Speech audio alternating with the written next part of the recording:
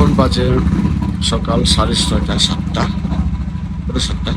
তো এখানে দুইটা রয়্যাল এনফিল্ড আছে, ওদের কোনো মতোই সেলফি স্টার্ট নিচ্ছে না, স্টার্ট হচ্ছে না।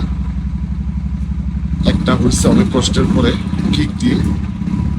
এখন আছি আমরা 2650 মিটার উপরে সমতল থেকে।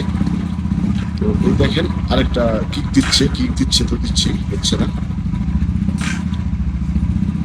আর আমাদের ফুয়েল ইনজেকশন যত উপরেই হোক, 3000 মিটার, 4000 মিটার, 5000 মিটার, সব জায়গায় ইনশাল্লাহ এক ক্লিকে স্টার্ট হয়ে যায়।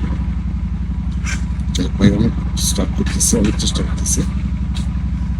একটা বহুত কষ্টে স্টার্ট হয়েছে, এই এক লাস্ট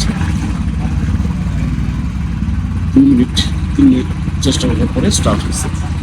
এটা আসলে ফুয়েল ইনজেকশন এন্ড কার্বোরেটর ইঞ্জিনের মধ্যে তফাৎ।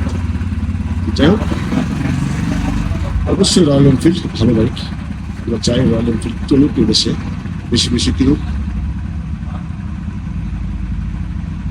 সমস্যা নাই।